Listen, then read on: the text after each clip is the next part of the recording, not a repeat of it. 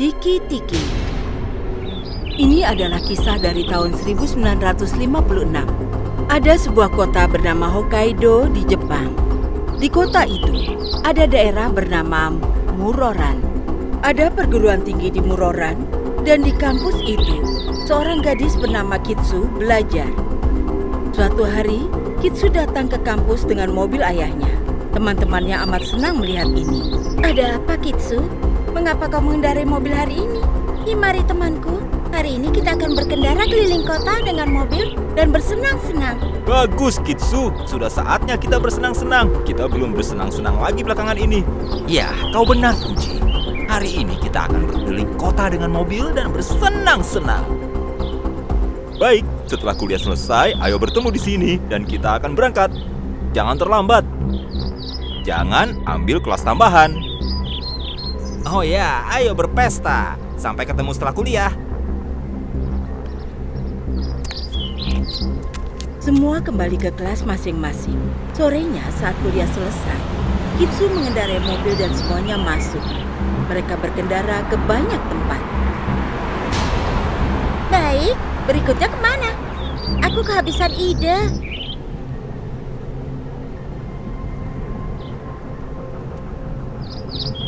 Bagaimana kalau kita ke jalan nomor 13 hari ini?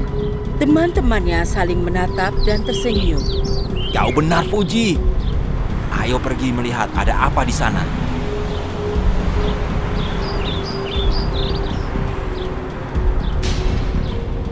Apa maksud kalian? Apa yang istimewa di jalan nomor 13? Kau ini bagaimana, Himari? Kau sungguh tidak tahu tentang jalan nomor 13? Tidak, tentu tidak. Aku baru saja pindah kemari. Karena itulah aku tanya pada kalian. Fuji, ceritakan pada Himari. 20 tahun yang lalu, seorang gadis bernama Kashima Reiko tinggal di jalan itu. Suatu hari, beberapa penjahat melecehkannya dan memotong tubuhnya jadi dua. Sejak itu, bagian atas tubuhnya terus berkeliaran di jalan itu. Begitu ada orang yang lewat di jalan itu, dia membunuh mereka. Dia dikenal sebagai Tiki-Tiki di Muroran. Apa? Mengapa? Konon dia sedang mencari bagian bawah tubuhnya dan membunuh setiap orang karena ingin mengambil kaki mereka. Itu artinya ia membunuh dulu lalu memotong kaki korban dan mencobanya. Kalau itu tidak cocok, ia marah dan mencari korban lain lagi. Mendengar Himari, semua mulai tertawa. Jadi, ayo katakan, apa kita akan ke jalan nomor 13 atau apa aku harus putar balik? Jalan nomor 13. Tidak, jangan pergi ke sana. Aku harus pulang awal hari ini. Lagi pula ini sudah larut malam. Kau ini bagaimana? Hari ini kita baru sempat pergi ke sana. Tapi aku juga benar-benar harus pulang lebih awal malam ini. Kita akan pergi ke sana lagi. Lagi pula, tempat itu jauh sekali dari sini. Mari, kita baru bisa pergi hari ini. Aku janji kita akan segera kembali dari sana. Ya, ayolah. Setujulah dengan ini. Ya, baiklah. Tapi kita tidak akan tinggal lama-lama. Aku sayang sekali kaki-kakiku. Semua orang mulai tertawa pada Himari. Kitsu tancap gas agar tiba lebih cepat. Begitu mereka sudah dekat di jalan 13, seorang wanita muncul di depan mereka.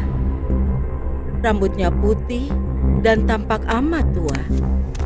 Kitsu menghentikan mobil dan wanita itu menghampiri jendela sambil tertawa.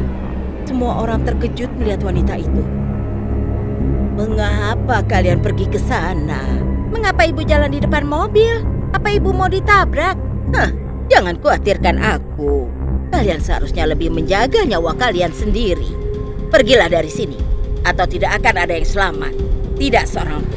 Wanita itu pergi dari sana, memberi peringatan. 4 sekawal itu jadi gelisah sementara. Wanita yang amat aneh. Kini aku jelas ingin tahu ada apa di jalan nomor 13. Ayo kita lebih cepat, Kitsu.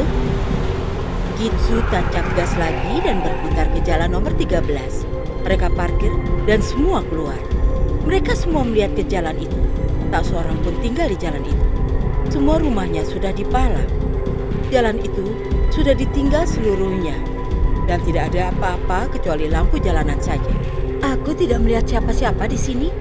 Kurasa Kasima sudah tahu kaki kita tidak cocok untuknya. Yang lain tertawa pada komentarnya. Sebelum mereka bisa kembali ke mobil, sebilah pisau terbang di udara dan menghujam leher Himari.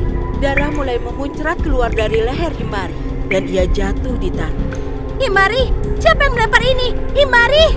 Himari sesak nafas. Melihat ini, ketiga teman lain ketakutan. Kita harus ke rumah sakit secepat mungkin. Mereka mulai mendengar suara aneh dari luar jalanan. Saat ketiganya melihat ke jalanan, mereka melihat dua mata berpendar mendekati mereka.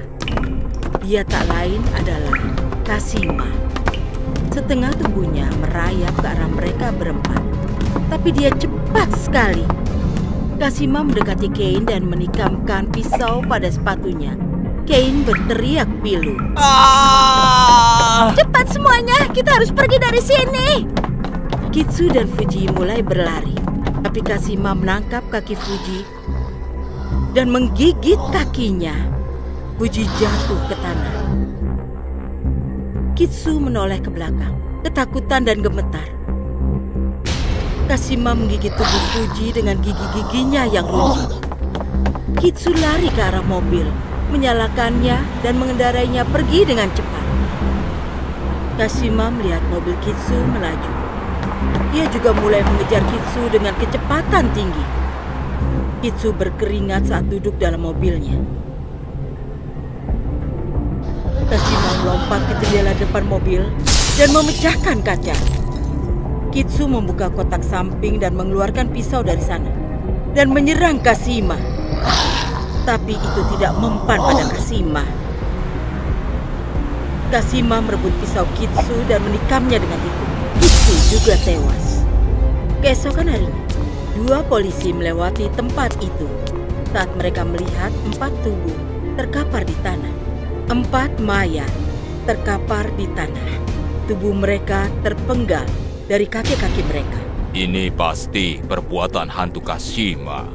Aku tidak tahu kapan orang-orang akan mengerti pentingnya untuk menjauh dari tempat ini. Sebulan setelah insiden ini, seorang pria lewat di jalan nomor 13. Ia sudah amat ketakutan.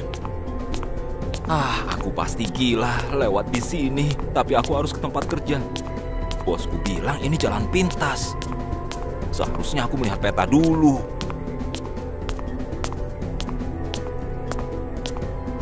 Ia berdiri di depan jalan nomor 13 dan mulai melihat sekeliling.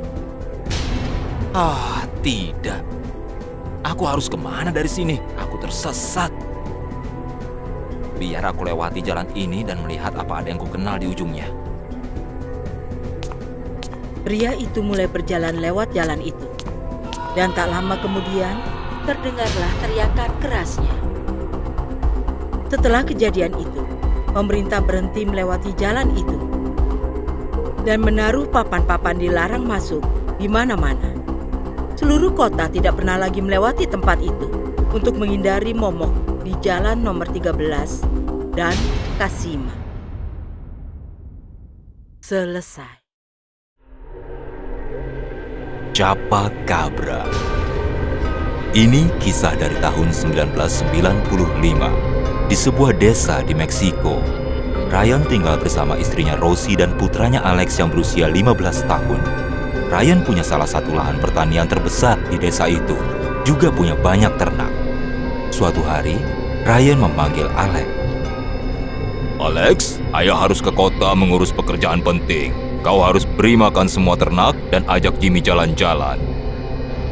Baik ayah, jangan khawatir. Ryan pergi ke kota.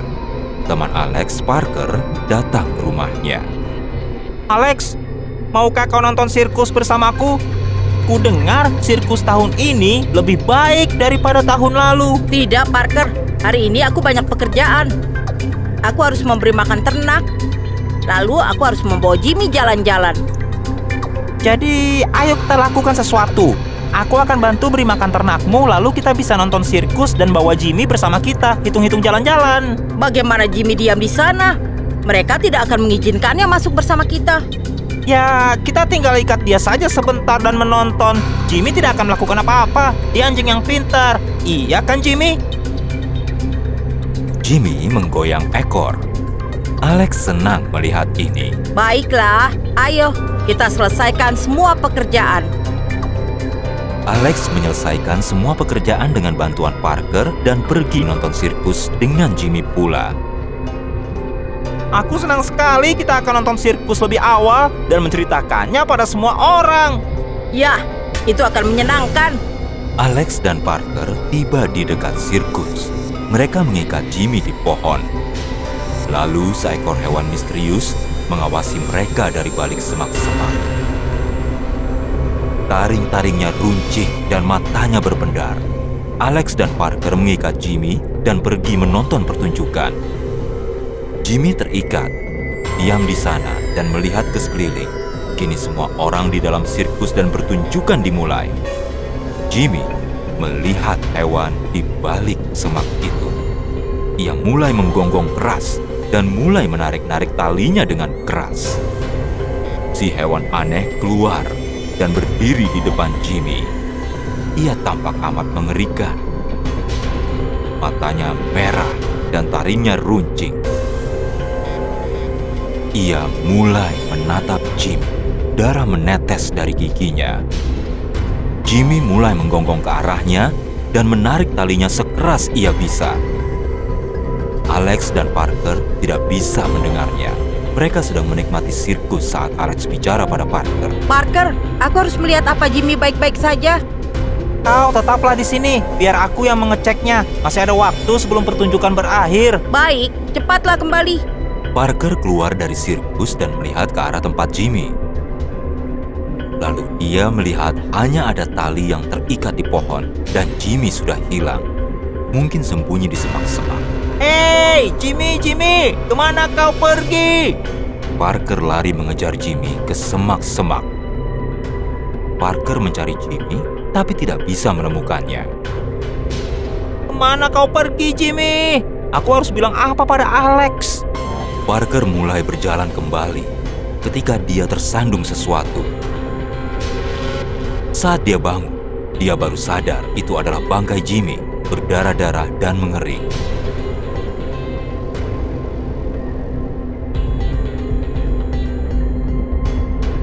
Parker menangis melihat Jimmy. Apa yang telah terjadi padamu, Jimmy?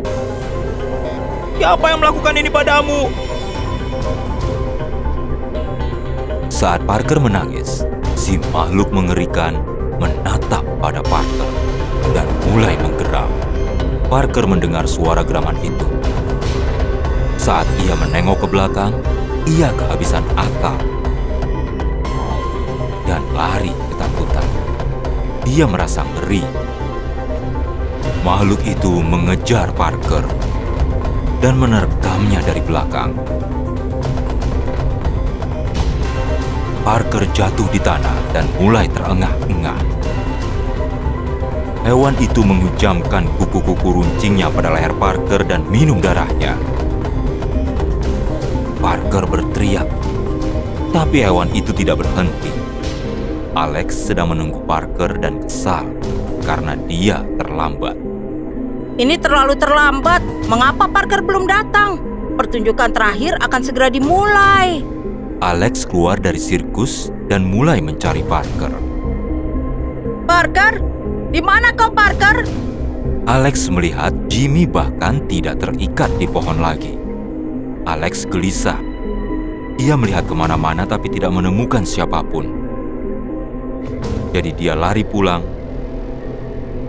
dan memberitahukan segalanya pada ayahnya. Jangan khawatir, Alex. Apa kau sudah mencari Parker di rumahnya? Iya, Ayah. Dia tidak pulang ke rumahnya. Aku takut sekali, Ayah. Jimmy juga menghilang. Rosie menghampiri mereka dengan panik. Kalian tahu siapa yang telah kembali ke desa? Apa maksudmu, Rosie? Katakanlah. Hari ini ada wanita datang dari desa sebelah. Ia berkata bahwa Capacabra menyerang di desanya dan minum darah hewan dan manusia. Ryan mulai menangis mendengar berita ini. Dan Alex terkejut melihat kedua orang tuanya gelisah. Apa yang terjadi, Ayah? Siapa yang kembali? Siapa yang Ayah bicarakan? Capacabra. Capacabra? Ya, Capacabra. Terakhir kali dia datang 10 tahun yang lalu. Begitu banyak kehancuran waktu itu. Tapi siapa itu, Ayah? Alex, itu anjing iblis. Konon, dia mengisi perutnya 1 kali setiap 10 tahun lalu kembali untuk mengisi perutnya untuk 10 tahun lagi. Dia membunuh manusia dan hewan dan minum darah mereka. Alex ketakutan mendengar ini dan mulai menangis. Ayah, Parker dan Jimmy juga menghilang. Bukankah hewan ini? Jangan khawatir, Alex. Kita akan menemukan mereka. Ikutlah dengan ayah. Jangan, kalian berdua jangan pergi kemana-mana di waktu ini. Aku amat takut. Jangan panik, Rosie. Tutuplah pintu rumahnya. Alex, bawa ayah ke tempat sirkus. Ryan mengambil pisau dan pergi bersama Alex. Chupacabra sedang melihat semua ini dari kejauhan. Ryan dan Alex mencapai tempat insiden dan mulai mencari Jimmy dan Parker. Rosie sedang di rumah khawatir pada Ryan dan Alex sampai ada ketukan di pintu. Sepertinya mereka sudah pulang. Begitu Rosie membuka pintu, ia ketakutan. Chupacabra sedang berdiri di depannya. Mata merahnya menatap tepat pada Rosie. Rosie berteriak dan Chupacabra melompat menerkamnya. Sementara itu, Alex dan Ryan sudah lelah mencari Jimmy dan Parker kemana-mana. Ayah, aku gelisah sekali. Ayo pergi ke rumah Parker. Ibu dan ayahnya pasti khawatir padanya. Ini semua gara-gara aku. Seharusnya aku tidak kemari. Kita akan temukan mereka. Jangan khawatir, Alex. Ayo. Ryan dan Alex pergi ke rumah Parker. Alex melihat pintu rumah mereka sendiri terbuka. Ayah, pintu rumah kita terbuka. Tapi siapa yang datang ke rumah kita malam-malam begini? Mereka berlari ke arah rumah dan melihat noda darah di pintu. Rosie, di mana kau? Mereka melihat Rosie terkapar di lantai dan tubuhnya mengering. Ada pendarahan dari lehernya. Ryan dan Alex menghampiri Rosie dan mulai menangis. Chupacabra pergi untuk memburu korban berikutnya. Selesai. Hantu Kolong Ranjang. Kisah ini terjadi di tahun 1970-an. Seorang ayah bernama Alex sedang bekerja di luar kota asalnya, London. Dia sedang mencari rumah sewaan untuk istrinya Daisy dan putrinya yang berumur 15 tahun, Lucy. Dia dengar ada rumah yang sewanya terjangkau. Dia membawa Daisy dan Lucy untuk menunjukkannya. Daisy, rumah ini bagus untukmu dan untuk Lucy. Ada satpam di sini dan tidak jauh dari toko kelontong. Aku bisa mengemudi ke tempat kerja. Aku suka tempat ini. Iya, Alex. Kita berdua akan nyaman di sini. Jangan khawatir. Kau konsentrasilah dengan pekerjaanmu. Di satu kamar dalam rumah itu ada ranjang. Daisy memeriksa seluruh rumah itu tapi tidak melihat perabot lain kecuali ranjang itu. Dia bertanya pada si perantara, Max. Mengapa ranjang ini disimpan di sini? Tidak ada perabot lain di sini. Kami sudah punya ranjang sendiri. Kami tidak menginginkan ranjang itu. Nyonya, saat pemilik lama rumah ini memutuskan pindah, dia meninggalkan ranjang ini di sini. Kalian bisa menggunakan ranjang ini kalau kalian mau.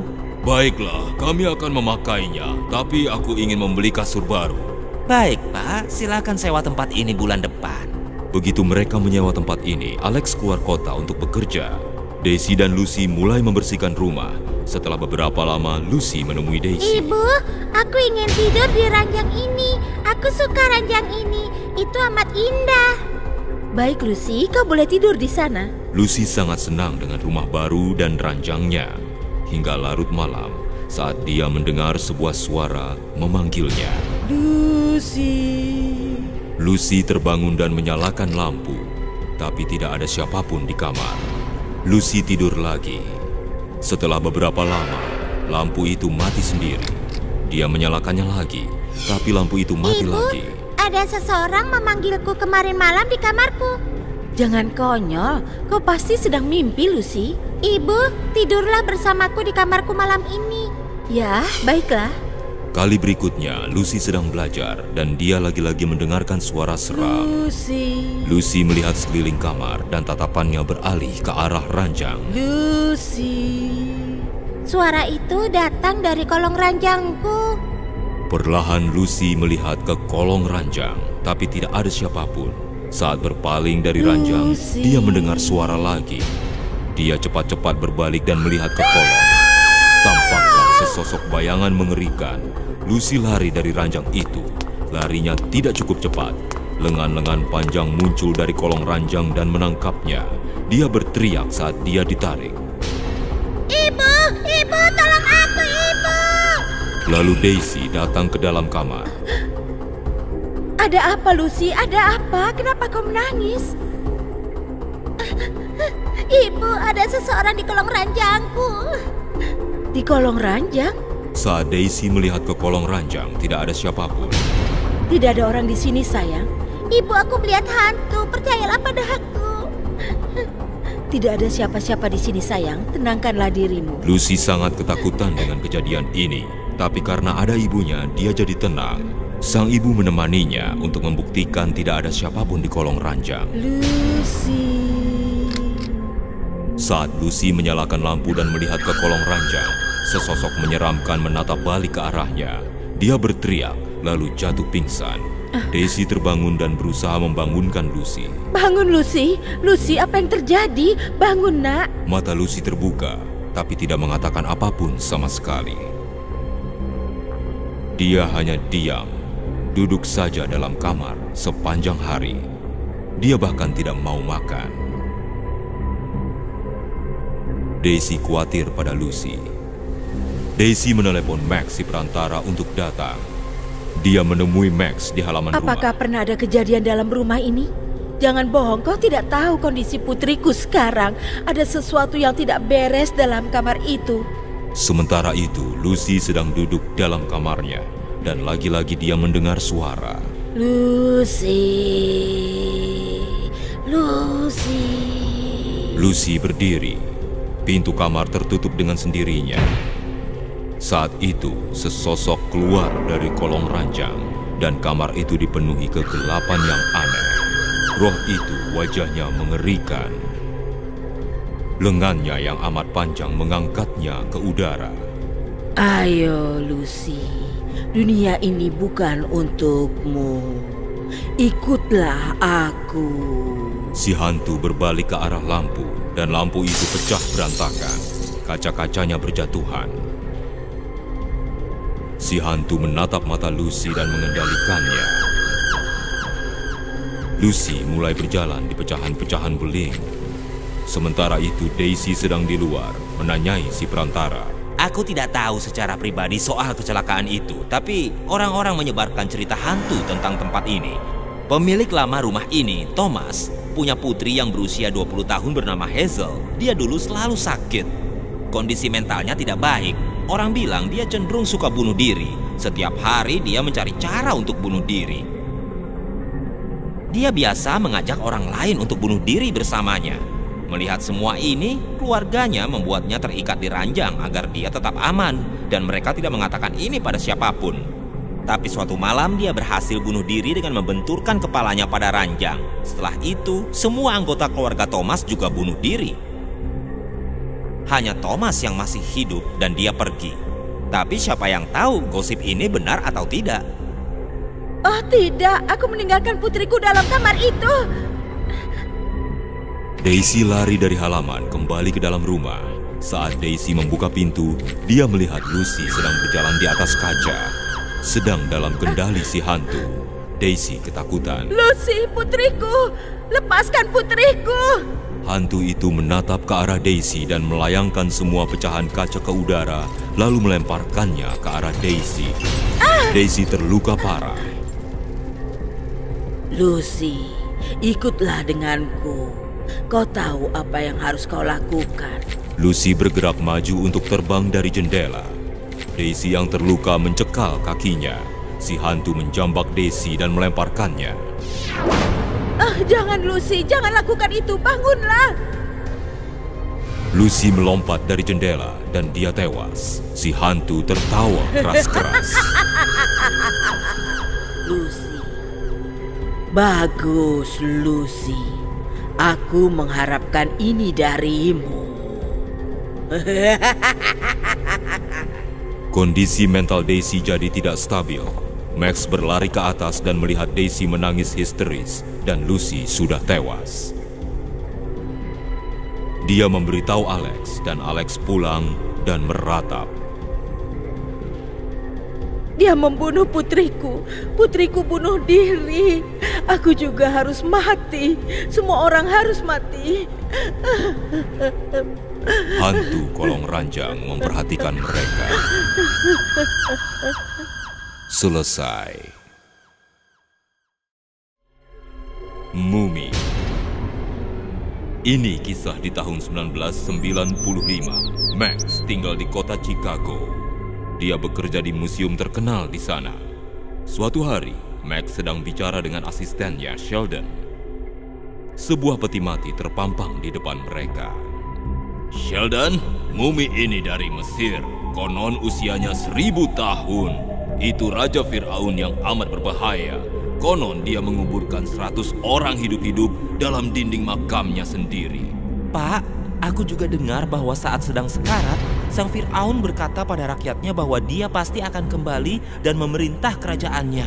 Apa? Bahkan setelah mangkat? Sungguh raja yang angkuh. Kurasa ketenaran telah membutakan mata hatinya. Iya, Bapak mungkin benar. Mungkin dengan adanya dia di sini, museum kita akan terkenal juga. Iya, ide bagus. Besok aku akan tanya pada bos di mana kita akan memajangnya. Waktunya museum tutup. Ayo selesaikan pekerjaan kita. Baik, Pak. Kita akan putuskan tempat pajangan mumi baru itu besok. Ayo kita tuntaskan surat-surat jalannya. Max dan Sheldon kembali ke kantor mereka untuk menyelesaikan beberapa surat. Tapi begitu mereka meninggalkan ruangan, peti mati itu mulai berbunyi. Matanya terbuka, semerah darah, gelap dan menyeramkan. Dia menjebol peti mati itu hingga pecah berkeping-keping. Dia berjalan ke arah pintu, seakan-akan mencari jalan untuk lari dari siksaan kematian. Kemudian, dia berhasil menemukan jalan keluar dari museum. Sheldon, kau kunci gerbang ya. Aku akan pulang. Baik, Pak. Max meninggalkan gedung. Sheldon mengunci setiap pintu. Tapi saat dia melewati ruangan mumi, dia melihat pecahan-pecahan peti mati yang hancur. Dan mumi itu tidak kelihatan dimanapun.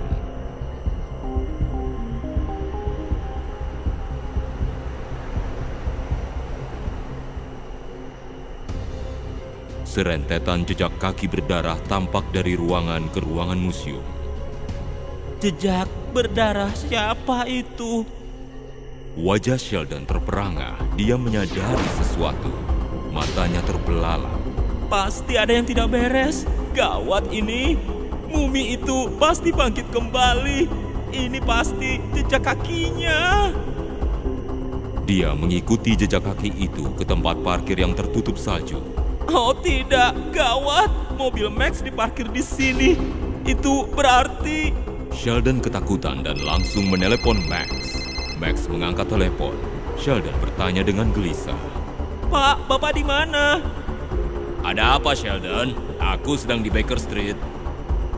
Mengapa kau begitu gelisah? Pak, muminya tidak ada dalam petinya. Tidak ada dalam peti? Lantas di mana? Apa yang kau bicarakan, Sheldon? Pak, Bapak tidak mengerti maksudku. Memang tidak, Sheldon. Nanti ku telepon kau dari rumah. Pak, setidaknya dengarkan dulu. Tiba-tiba, si Mumi duduk di kursi belakang mobil Max. Matanya berdarah, seluruh tubuhnya terbungkus perban. Max berteriak saat melihatnya. Kau benar, Sheldon. Dia di mobilku. Max kehilangan kendali dan menabrak pohon. Pak, aku akan ke sana sekarang. Sheldon berlari untuk mengambil kunci-kuncinya. Tidak lupa dia juga mengambil sekantong garam dari kantor. Lalu dia lari ke mobilnya. Max terluka parah, kepalanya berdarah. Saat dia bangun perlahan dan menoleh ke belakang dengan gelisah, tidak ada orang di sana. Dia membuka pintu dan mulai lari terpincang-pincang. Tiba-tiba si mumi muncul di depannya. Max ketakutan. Dia mengambil tongkat dan menghantamkannya pada wajah si mumi. Tetapi si mumi bergeming dan tongkat itu hancur. Si mumi perlahan mulai melepaskan tubuhnya dari lilitan perban. Max lari, tapi mumi menggunakan perbannya untuk menjerat kaki Max. Tolong, tinggalkan aku, lepaskan aku, tolong, ampuni aku, lepaskan aku. Max jatuh saat dia lari. Dia mulai memohon ampun. Tidak, jangan. Lepaskan aku, biarkan aku pergi. Seperti yang telah kunyatakan, aku akan kembali dan tidak membiarkan siapapun hidup. Tidak seorang pun. Dengan kekuatan supranatural, si mumi melemparkan perbannya ke atas cabang pohon dan menarik Max ke udara. Mumi menyentuhkan tangannya pada pohon, dan cabang-cabang terulur ke sekeliling Max, mengikatnya erat-erat di udara. Darah dari tangan mumi menodai pohon itu. Max ketakutan. Tolong aku! Satu lagi potongan kain secara gaib membungkus mulut Max hingga dia tidak bisa bicara lagi. Tidak jauh dari sana, Sheldon sedang mengemudi cepat. Jalanan itu sepi sekali. Saat dia melihat Baker Street, dia melihat Max dekat di cabang pohon bergelantungan dan si mumi membakar pohon itu. Sheldon bertekad menyelamatkan bosnya. Dia tancap gas menabrakkan mobilnya pada makhluk yang diperban itu. Si mumi pecah berkeping-keping, terpenggal, dan roboh di tanah. Sheldon keluar dari mobil dan menghampiri Max. Pak, Bapak baik-baik saja. Tunggu, aku akan menolong Bapak. Kau datang tepat waktu, Sheldon. Dia hampir saja membunuhku. Potongan-potongan tubuh mumi itu mulai tersambung kembali. Sheldon terkejut melihatnya. Mumi itu jadi makin mengerikan setelah bagian-bagian tubuhnya tersambung. Ayo pergi sekarang, Pak. Kita tidak punya waktu lagi. Mumi itu ke belakang Sheldon dan mematahkan tulang-tulangnya. Max berjuang untuk keluar, tapi si mumi menghadangnya. Max gemetar ketakutan. Mumi itu menyingkirkan perban dari tubuhnya, dan perban-perban itu membelit Max, menekan lehernya, juga lengannya. Sheldon terkapar, terpaku, tidak bisa berdiri. Tapi dia ingat garam yang dia ambil dari kantor. Dia menggenggam kantung itu dan melemparkannya ke arah si mumi. Mumi itu berteriak saat badannya terbakar oleh garam dan tubuhnya meringkuk ke tanah. Sheldon mengeluarkan Max. Pak, Bapak tidak apa-apa? Iya, aku tidak apa-apa, Sheldon. Aku tidak tahu apa yang akan terjadi kalau kau tidak datang. Pak, mumi itu bagaimana? Kita tidak bisa meninggalkannya seperti ini. Kita kembalikan ke tempat asalnya. Tidak boleh ada di kota kita. Dan ingat, jangan ceritakan kejadian ini pada siapapun. Aku tidak mau orang berpikiran buruk mengenai museum kita. Setelahnya, beberapa orang membawa peti berisi mumi keluar dari museum. Max dan Sheldon melihat si mumi dipindahkan oleh beberapa orang. Lalu Max bertanya, Sheldon, dari mana kau dapat ide melemparkan garam pada mumi itu? Aku melihatnya dari film, Pak. Kupikir aku akan mencobanya dan itu berhasil. Jiwa kita selamat berkat itu. Aku jadi berpikir, apa yang akan terjadi kalau kau tidak menonton film itu? Entahlah, Pak, apa yang akan terjadi. Mereka saling bertatapan dan menghela napas lega saat melihat mumi itu pergi. Beberapa tahun kemudian, dua orang sedang membuka peti berisi mumi itu dan menempatkannya di museum baru. Saat itulah, kedua mata si mumi terbuka. Selesai. Iblis Gold. Ini adalah kisah di tahun 1980-an. Seorang gadis bernama Zara hidup bersama orang tuanya di kota Dhaka. Ia bekerja di perpustakaan. Ia amat suka membaca. Kapanpun ia mendapat waktu bebas dari pekerjaan, ia akan duduk untuk membaca buku. Teman-temannya Dan dan Maria sering mengunjunginya di perpustakaan. Suatu malam, saat Zara sedang membaca di perpustakaan, Dan dan Maria datang dan menakut-nakutinya. Zara berteriak, "Oh, kalian! Ini menyebalkan. Ini kan perpustakaan, kita tidak boleh berisik." Ah, kau ini selalu saja sibuk membaca buku. Iya, Dan benar. Kau tidak datang menemui kami, jadi kami pikir kami yang perlu mengunjungimu. Hei, tidak ada yang lebih baik daripada buku yang bagus. Coba tebak apa yang kubaca sekarang. Maria dan Dan bertanya tanpa minat. Buku apa? Tentang iblis Gaul, ia juga disebut Raja Kegelapan. Jadi, tentang apa itu? Ceritakanlah pada kami. Dan dan Maria saling bertatapan dan tertawa saat mereka duduk di depan Zara. Ini iblis yang ditakuti di seluruh dunia. Taring-taring mengesankan, mata yang mengerikan. Ada terowongan gaib di bawah tanah dan terowongan itu terbuka ke 7 tempat di dunia. Konon ia tinggal dalam terowongan itu. Tapi bila ada sesuatu yang pergi ke 7 tempat itu dan memindahkan batu-batu kunci dari sana, mereka akan keluar dan menyebarkan teror ke seluruh dunia. Baik, apa saja ke 7 tempat itu? Zara menunjukkan foto-foto. Ada gambar mengenai hutan yang punya gua. Dan pohon-pohon tinggi di sekitarnya. Dan memperhatikan tempat itu dengan teliti. Hei, aku tahu tempat ini. Ada sebuah hutan yang letaknya tidak jauh dari luar kota ini.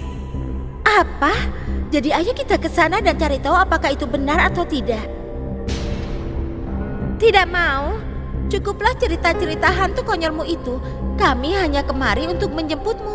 Tidak, Maria. Kini aku juga ingin tahu apakah tempat ini sungguhan atau tidak. Atau hanya tahayul saja. Tidak mau. Aku tidak mau pergi begitu jauh dari kota. Ayo Maria, itu akan jadi perjalanan menyenangkan. Kita tidak pernah pergi kemanapun belakangan ini kan? Baiklah teman-teman, ayo kita berangkat. Baiklah, sampai bertemu besok pagi di rumahku. Lalu kita akan pergi ke sana. Baik, aku amat bersemangat. Lihat yang terjadi nanti. Keesokan harinya, Dan pergi dengan Maria dan Zara. Pergi untuk mencari gua itu. Saat mereka dekat gua, Dan membuka buku itu dan mencoba mencocokkan gua itu dengan gambar yang ada. Lihat, itu kelihatan persis seperti buku ini. Di luar gua ini ada batu-batu ini, tapi tidak ada seperti yang dalam buku. Mari singkirkan batu-batu ini. Ini menakuti Maria. Aku takut sekali. Bagaimana jika ada gol sungguhan di dalam sini? Bagaimana jika dia keluar dan memakan kita? Zara dan Dan tertawa ke arahnya dan mulai menggeser batu-batu. Mereka butuh waktu seharian untuk menggeser batu-batunya dan mereka bekerja sampai malam gelap. Setelah menggeser semua batu itu, mereka melihat sebuah pintu di dalam gua. Mereka melihat gambar seperti hewan aneh. Ayo pergi. Apa kau tidak melihat cukup banyak? Ayo keluar dari sini. Buang waktu saja. Tidak seperti ini. Kini saat kita telah datang sebegini jauh, kita akan pergi hanya setelah melihat segalanya. Begitu Zara menyentuh pintu, tiba-tiba satu suara geraman datang dari dalam. Mata makhluk itu berpendar merah dan dia berlari ke arah pintu. Zara dan Dan membuka pintu itu lebih jauh. Kini pintu telah terbuka dan aku tidak melihat apa-apa. Ayo pergi, aku tidak ingin membuang waktu lagi. Saat Maria berbalik dan mulai berjalan, sesosok makhluk mengerikan mendekap Maria dan meraung. Maria menoleh ke belakang dan menatapnya. Ia tidak pernah melihat makhluk semengerikan itu. Dan dan Zara melihat iblis itu dan terpaku ketakutan. Dan Zara, tolong aku. Iblis itu sungguh datang, tolong.